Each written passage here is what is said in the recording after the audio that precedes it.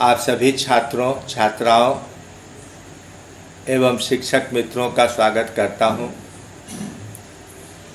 आज इस सेशन में हम लोग प्रोटोजोअन प्रोटिस्टा यानी कि प्रोटोजोआ का अध्ययन करेंगे। आप सभी जानते हैं कि पहले प्रोटोजोआ को एनिमल किंगडम के पहले फाइलम के रूप में देखा जाता था, लेकिन बाद में इसे प्रोटिस्टा किंगडम के अंदर डाल दिया गया। इस नाम प्रोटोजोआ का पहला प्रयोग गोल्डफस नाम के वैज्ञानिक ने 1820 में किया था।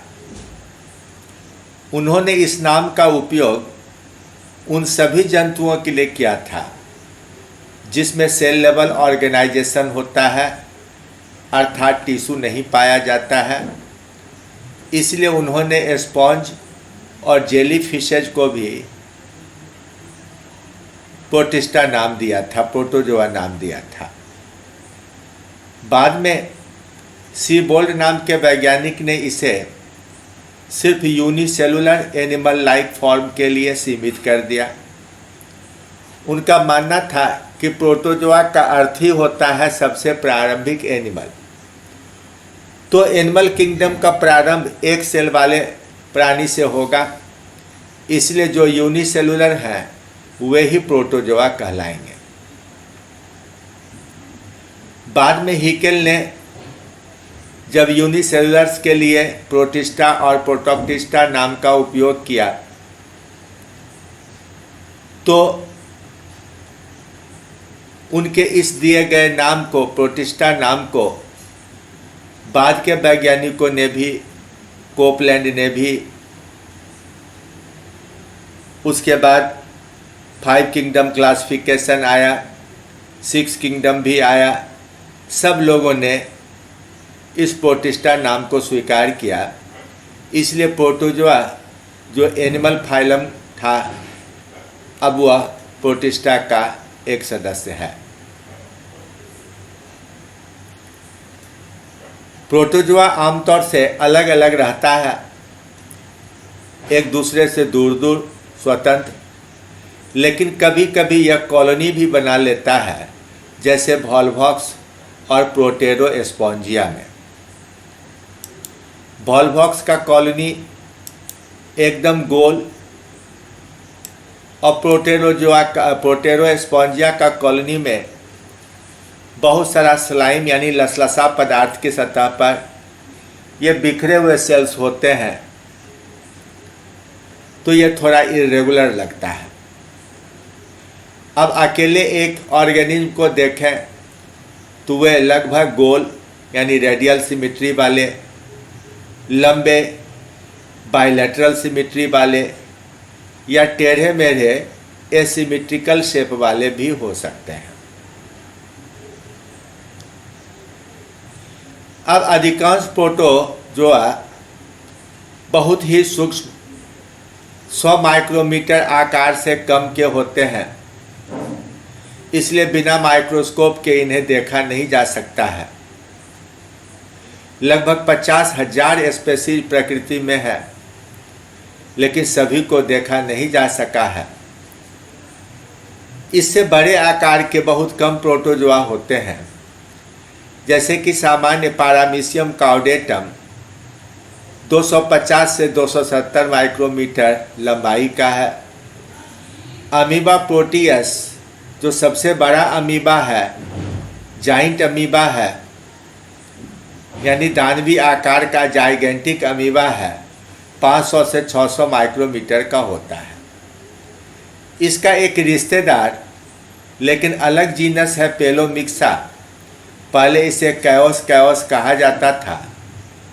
यह तो एकदम काफ़ी बड़े आकार का 2000 माइक्रोमीटर यानी कि 2 मिलीमीटर आकार का है, तो इसे तो देखा जा सकता है, भले ही रंगहीन होने के कारण इसे पहचानना मुश्किल हो।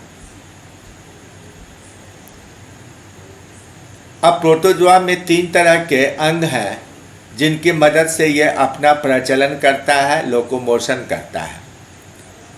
यह है सीडोपोडिया, फ्लैजिला और सीलिया। इस आधार पर 3 क्लास बन गए, सार्कोडीना, फ्लैजिलेटा और सीलिएटा।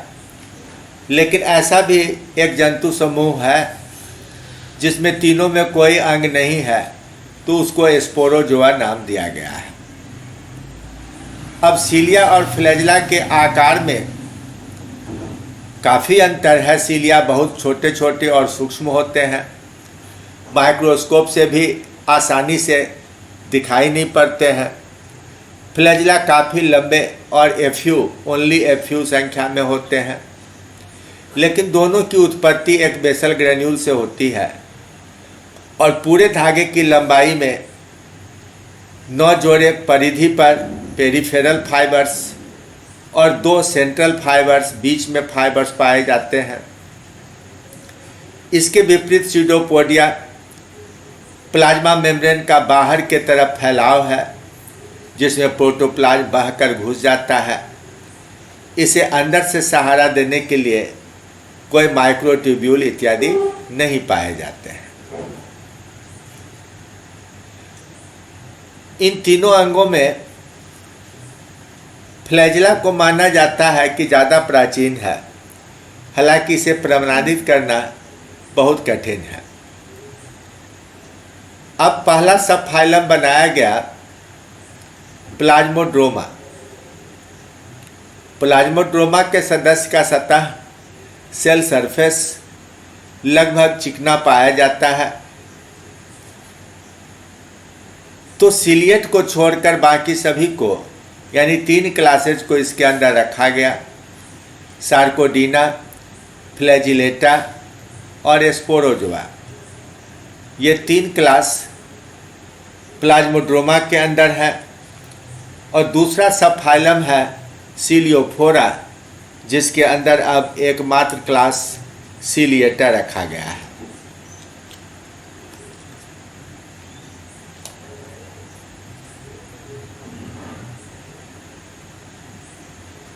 अब क्लास सार्कोडीना या राइजोपोडा में बनावट एकदम सिंपल है।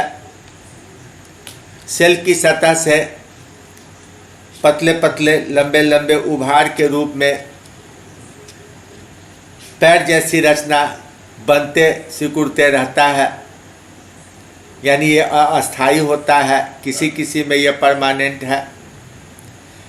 इन सीडोपोडिया की मदद से लोकोमोशन भी होता है और भोजन पकड़ने की, शिकार पकड़ने की क्रिया यानी फीडिंग भी होता है। अब अमीबा जैसे जंतुओं में यह सीडोपोडिया उंगली की तरह लंबी और आगे गोल अपेक्स वाली होती है, तो उसे लोबोपोडिया कहते हैं। लेकिन एल्फीडियम या पॉलीएस्टोमेला में यह लंबे लंबे धागे की तरह होता है। कभी कभी यह धागा ब्रांच भी हो जाता है, तो इसे रेटिकुलोपोडिया कहा जाता है। सन एनिमोल्क्यूल में यह नुकीले कांटे की तरह होता है, एक्सोपोडिया कहलाता है। और आर्सेला जैसे प्राणी में यह पत्ते की तरह दायां बायां विभाजित होकर चपटा होकर फाइलोपोडिया बनाता है। इनमें अधिकांश फ्रेश वाटर में या समुद्री पानी में, मड में, डंग में फ्रीली रहते हैं। लेकिन जीनस एंटामीबा के सदस्य पैरासाइटिक है। इनमें ह्यूमन पैरासाइट भी है।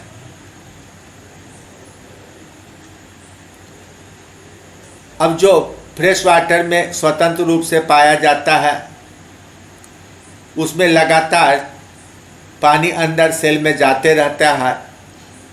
तो इस अतिरिक्त जल को निकालने के लिए इनमें कॉन्ट्रैक्टाइल वैक्यूल का निर्माण होता है। जब ये वैक्यूल पानी जमा कर बड़े हो जाते हैं,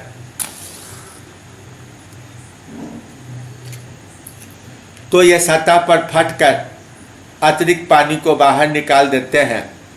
इस तरह प्रोटोप्लाज्म का घनत्व नियंत्रित रहता है। इस क्रिया को ओस्मोरेगुलेशन कहा जाता है। लेकिन यह पैरासाइटिक फॉर्म में यानी एंटामीबा जैसे रूप में और समुद्री प्रोटोजोआ में नहीं पाया जाता है। इसे उत्सर्जन का साधन ऑर्गन ऑफ एक्सक्रीशन मानना गलत है। अब अमीबा प्रोटियस पहले से ही मैंने कई बार चर्चा किया कि फ्रेश वाटर में है और काफ़ी बड़ा 500 से 600 माइक्रोमीटर डायमीटर का है, यानी आधा मिलीमीटर। कोशिश करने पर इसे भी देखा जा सकता है। एंटामीबा हिस्टोलिटिका हमारे बड़ी आंत और छोटी आंत में परजीवी है। यह अमीबिक डिसेंट्री या अमीबाइसिस उत्पन्न करता है। कभी कभी लैट्रिन के साथ ब्लड आने की घटना इसी के इन्फेक्शन से होता है। एंटामीबा जिंजिवैलिस हमारे मुंह में रहता है, दांत के मसूड़े के जड़ में, और पायरिया रोग को बढ़ावा देता है। एक और है एंटामीबा कोलाई जो कोलोन में रहता है, बड़ी आंत में, लेकिन कोई रोग उत्पन्न नहीं करता है। यह पेलोमिक्सा कैरोलिनेंसिस है जिसे जाइंट अमीबा कहा जाता है। ध्यान रखिएगा, अमीबा प्रोटियस को जाइगेंटिक यानी दानवी आकार का अमीबा कहा गया, लेकिन इसका नाम ही है जाइंट अमीबा। ये 2000 माइक्रोमीटर का है, इसलिए दिखाई पड़ता है। ये आमतौर से सड़ते गलते ऑर्गेनिक पदार्थ में पाया जाता है। इसका पुराना नाम था कैओस। पॉलिएस्टोमेला समुद्री चीज है। इसमें सेल के चारों ओर एक खोल या शेल्ड पाया जाता है। इसे शेल्ड मैरीन फॉर्म कहा जाता है। इसके खोल की बनावट ऊपर से देखने पर लगेगा कि जैसे कोई घोंघा जैसी रचना हो, गोल गोल कंसेंट्रिक रिंग बना हुआ है एक दूसरे को ढकते हुए। एक्टिनोफोरिस और एक्टिनोस्फेरियम पॉन्ड्स में मिल जाएगा, तालाबों में मिल जाता है।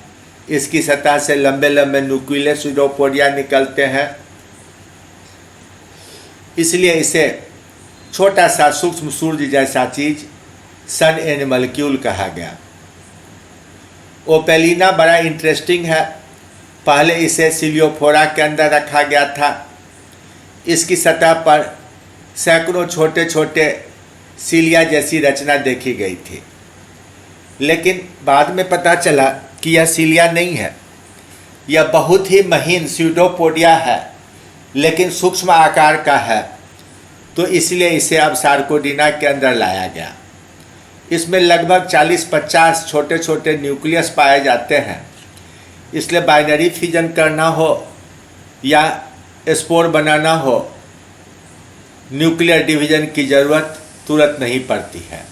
डिवीजन के बाद यह अपने न्यूक्लियस की संख्या बढ़ा लेता है। यह अमीबा प्रोटियस का फोटोग्राफ है।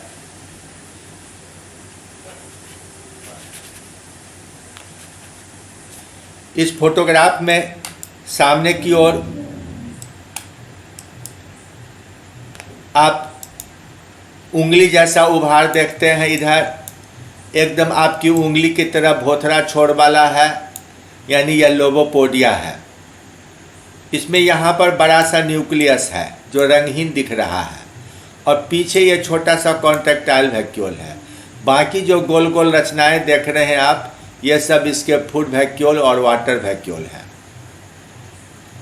यह एंटामीबा है, एंटामीबा हिस्टोलिटिका। इसके न्यूक्लियस में आप एक और छोटा सा काला धब्बा देख रहे हैं, यह इसका कैरियोसोम कहलाता है। ये जो छोटे छोटे दाने आप देख रहे हैं, यह हमारे आरबीसी का भक्षण करता है। इसके कारण इसका अपना रंग भी थोड़ा रेडिश ब्राउन हो गया है। यही है एल्फिडियम समुद्री, जिसके सेल की सतह पर यह खोल है चढ़ा हुआ, एक दूसरे पर चढ़ा हुआ देख रहे हैं। चक्र की तरह यह अलग अलग चैम्बर है, और बीच बीच में आपको अनेकों छेद दिखाई पड़ रहे हैं, पोर्स दिखाई पड़ रहे हैं।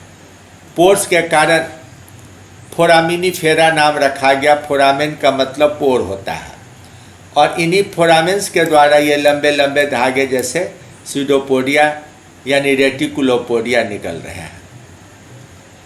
यह अमीबा का लेवल डायग्राम है, एल्फिडियम भी है और एंटामीबा भी है।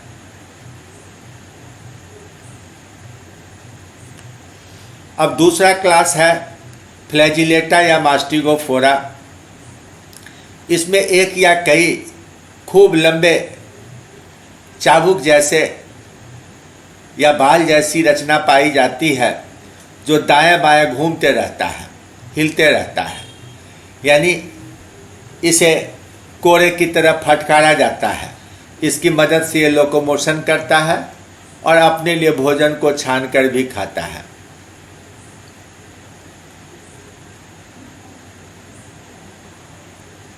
कुछ एक ही ऐसे फ्लैजिलेटा हैं जो फ्री लिविंग हैं, बाकी अधिकांश परजीवी हैं, इसलिए यह एक प्रोटोजोआ के बीच बदनाम क्लास है। फ्लैजिलेटा में लंबाई के एलोंग बाइनरी फिजन होता है, एसेक्सुअल रिप्रोडक्शन होता है।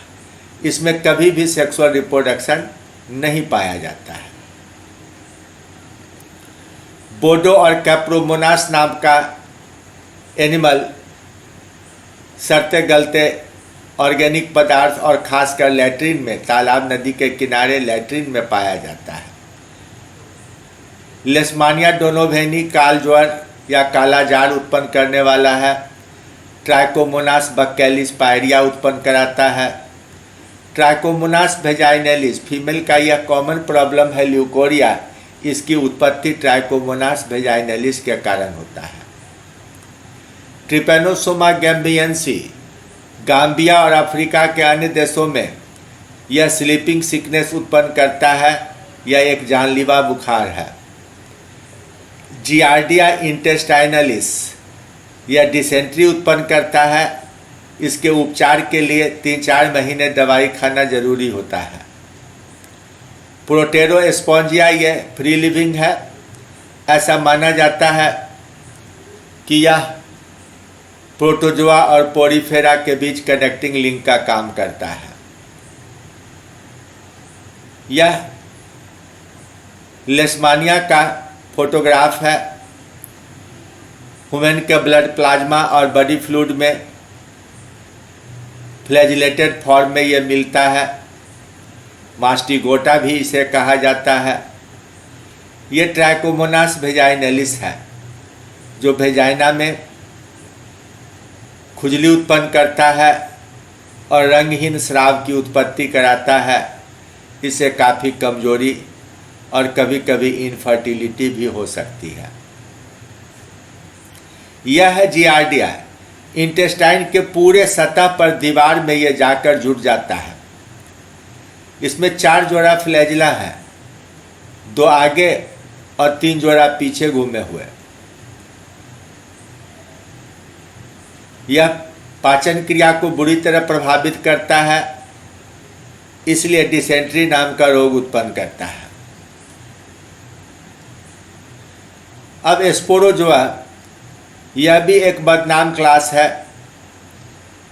इसमें कोई भी ऑर्गन ऑफ लोकोमोशन नहीं रहता है, इसलिए यह एनिमल के ब्लड या बॉडी फ्लूइड में पाया जाता है। इसकी सेल की सतह पर एक मोटा पेलिकल होता है जो ग्लाइकोप्रोटीन का बना होता है। इसमें सेक्सुअल और एसेक्सुअल दोनों प्रकार का रिप्रोडक्शन होता है और चाहे जैसा भी रिप्रोडक्शन हो, यह स्पोर की तरह निष्क्रिय रचना बनाता है, स्पोरोजोइट बनाता है। अब कुछ एग्जाम्पल हैं, जैसे मोनोसिस्टिस, यह अर्थवर्म में मिलता है।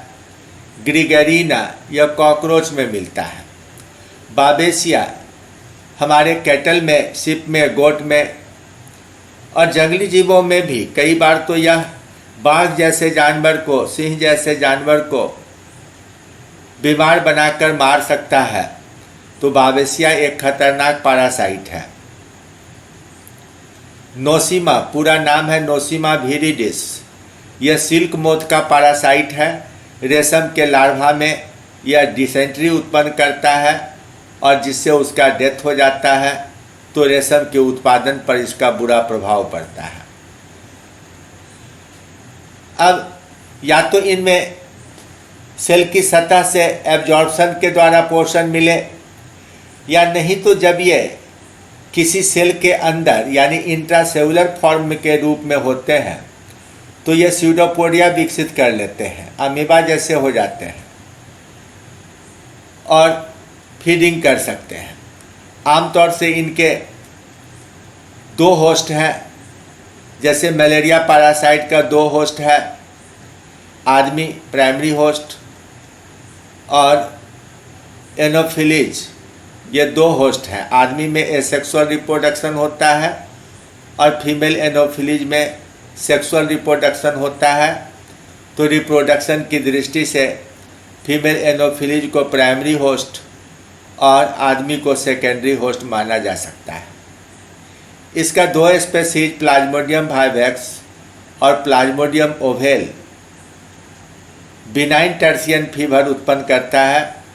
इसका उपचार हो सकता है। प्लाज्मोडियम फाल्सिपैरम ये सबसे खतरनाक है। सेरिब्रल मलेरिया या मैलिग्नेंट टर्सियन फीवर उत्पन्न करता है, यह जानलेवा है। और प्लाज्मोडियम मलेरियाई ये सबसे कम घातक है, यह क्वार्टान फीवर उत्पन्न करता है। यह प्लाज्मोडियम का स्पोरोजोइट है। पेशेंट को बुखार आने के तुरंत बाद अगर ब्लड की जांच की जाती है तो ये ब्लड सेल के बाहर स्पोरोजोइट घूमते हुए मिल जाते हैं। इन्हें एरिथ्रोसाइटिक मीरोजोइट कहा जाता है। और आरबीसी के अंदर जब ये रहते हैं तो ये एक अंगूठी जैसी रचना बनाते हैं, जिस पर नग जैसा इसका न्यूक्लियस चमकते हुए दिख रहा है। तो इसे सिग्नेट रिंग स्टेज नगयुक्त मुद्रिका अवस्था कहते हैं। यह प्लाज्मोडियम की एकदम कन्फर्म टेस्ट है, पूरी कन्फर्म पहचान है। अब अंतिम क्लास है सीलियोफोरा या सीलिएटा। इसमें सेल की सतह टफ पेलिकल से ढका है, जो कई एरियाज में बटे होते हैं, छकोनिया फैसेट्स में बटे होते हैं। प्रत्येक से छोटा छोटा सीलिया निकलता है और प्लाज्मोडियम पारामीशियम जैसे जंतु में लगभग 10,000 ऐसे सीलिया मिलते हैं। इनमें एक परमानेंट गलेट या मुंह जैसी रचना भी होती है, जिसे ये फीडिंग करते हैं। सभी सीलिएटा में दो तरह का न्यूक्लियस है, एक सूक्ष्म माइक्रो न्यूक्लियस और दूसरा बड़ा मैक्रो या मेगा न्यूक्लियस होता है। माइक्रो न्यूक्लियस में रिजर्व जेनेटिक मटेरियल है, जो सिर्फ सेक्सुअल रिप्रोडक्शन के समय काम आता है, इसलिए इसे जनरेटिव न्यूक्लियस कहते हैं। जबकि मेगा न्यूक्लियस के अंदर क्रोमैटिन के कई सारे सेट्स हैं, बहुत सारे सेट्स हैं। यह पॉलीप्लॉइड है और यह नॉर्मल काम जैसे locomotion, feeding, digestion, respiration, excretion इत्यादि कराता है। इसका रिप्रोडक्शन से, खासकर सेक्सुअल रिप्रोडक्शन से सीधे कोई मतलब नहीं है। तो इसमें बाइनरी फिजन और सेक्सुअल रिप्रोडक्शन दोनों हो सकता है। पारामीशियम पानी में स्वतंत्र रहता है। डाइडिनियम पारामीशियम के ऊपर बाह्य परजीवी है, वह उसके प्रोटोप्लाज्म को चूस कर पी जाया करता है। बैलेंटिडियम टोड के बड़ी आंत में पैरासाइट है। वॉटिसेला पानी में स्वतंत्र रहता है। यही वह पहला प्रोटोजोआ है जिसकी खोज 1672 में लीवेनहॉक ने किया था। एसिनेटा और एस्टेंटर भी स्वतंत्र रहते हैं, लेकिन इनमें लंबे लंबे सेक्टोरियल साइफन्स बने रहते हैं, जिससे यह दूसरे प्राणी में भोंक कर उसके अंदर से भोजन अवशोषित कर लेता है।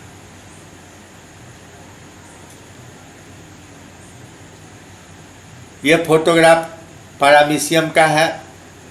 फोटोग्राफ में आपको सीलिया स्पष्ट नहीं दिख रहा है। इसका आर्टिस्टिक डायग्राम है। इसमें 2 न्यूक्लियस है, लेकिन धोखे से यह माइक्रो न्यूक्लियस यहाँ है, छोटा वाला, और ये बड़ा वाला मेगा न्यूक्लियस या मैक्रो न्यूक्लियस है। तो धोखे से एक नाम इधर का उधर हो गया है और दूसरा लेबलिंग नहीं हुआ है। इसमें 2 कॉन्ट्रेक्टाइल वैक्यूल है जिसे खूबसूरत सजाकर दिखलाया गया है। यहाँ पर गलेट या सेल माउथ है और एक अस्थायी रूप से सेल का एनस यानी साइटोपाइड भी है। यही है वॉर्टिसेला। ये इसका रियल अंडर वाटर फोटोग्राफ है। ऐसे आर्टिस्टिक डायग्राम ये है। इसे बेल एनिमल्क्यूल भी कहा जाता है क्योंकि ऊपर घंटी जैसा बना हुआ है, उसी के बीच में माउथ है और देख रहे हैं बहुत सारा सीलिया यहाँ माउथ के चारों तरफ है। इसमें बड़ा न्यूक्लियस और एकदम छोटा सा चिपका हुआ एक छोटा न्यूक्लियस भी है यहाँ पर। तो माइक्रो और मेगा न्यूक्लियस इसके अंदर भी है। यह बडिंग के द्वारा इसका एक डाउटर तैयार हो रहा है। तो इस तरह आपने प्रोटोजोआ फाइलम या प्रोटोजोअन प्रोटिस्टा के विषय में सारी बातों का अध्ययन किया। अब इसके बाद हम लोग अगले सेशन में मिलेंगे जब हम लोग प्लांट किंगडम स्टार्ट करेंगे। प्लांट किंगडम का प्रारंभ हम लोग एल्गी से करेंगे। Thank you very much.